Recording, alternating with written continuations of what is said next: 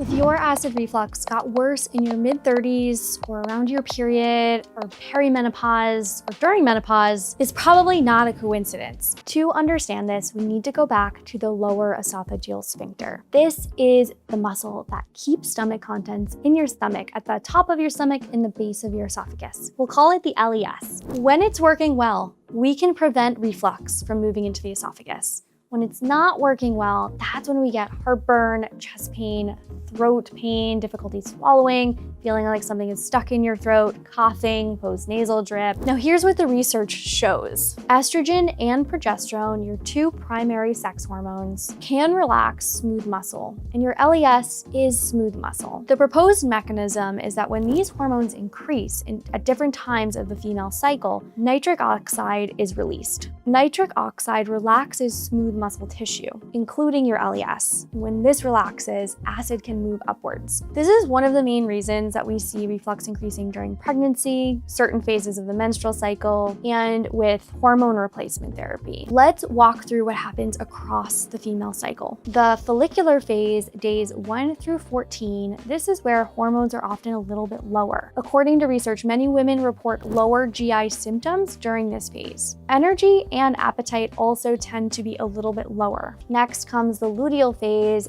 days 14 to approximately 28. This is when progesterone significantly rises. And this is when things can shift. You might feel a little bit hungrier. Some people naturally eat more or have more cravings. And this increase in progesterone can relax smooth muscle, including the LES. Now here's where things get really interesting, the menopause paradox. During perimenopause and menopause, estrogen and progesterone levels can drop.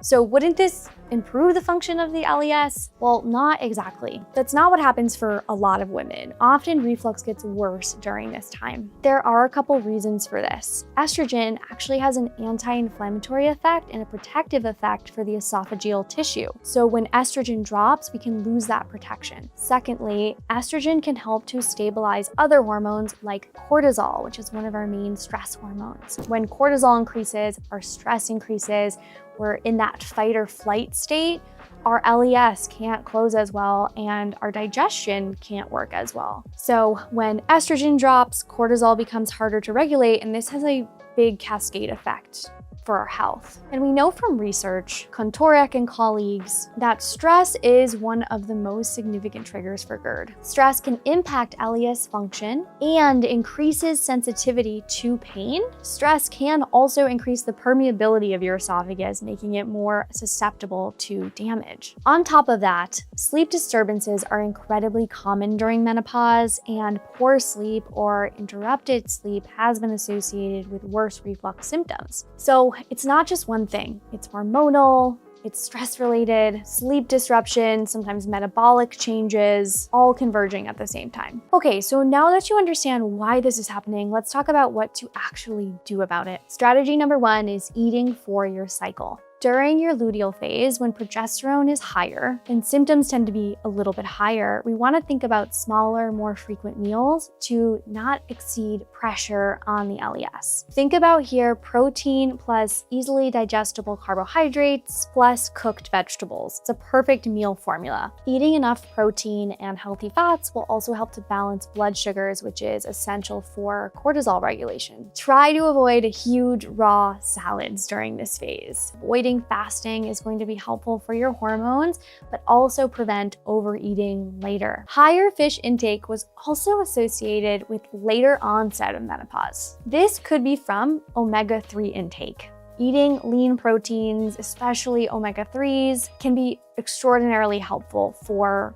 membrane biology, for inflammation. There's also a randomized control trial from 2024 that showed flaxseed supplementation helped to significantly reduce menopause symptoms as well. Flaxseed is a rich source of lignans. Lignans are a class of phytoestrogens that mimic the structure and function of estrogen. This could help buffer some of these fluctuations that we see in perimenopause and menopause. This one is especially important during perimenopause when cortisol can be elevated. What I call the nervous system snack is a strategy that I personally use and have used with my clients for years. This is the simple practice of pausing for about 1 to 5 minutes to do something intentionally regulating for your nervous system and supportive for your vagus nerve. This could be going outside and taking a few deep breaths. It could be doing a desk stretch on the Flora app, maybe taking a quick walk without your phone. One more strategy for both your nervous system and the LES is something I call the LES lock.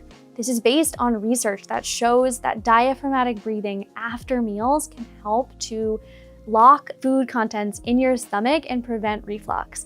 It's a simple practice of 5 to 10 deep diaphragmatic breaths after a meal. Activating your diaphragm helps to tone the LES after meals where it is most vulnerable. So here is what I want you to take away from today. If your reflux has gotten worse as you age, around your cycle, or with menopause, you are not imagining it. There is a real physiology behind it. And understanding this gives you real options. You're not doing anything wrong.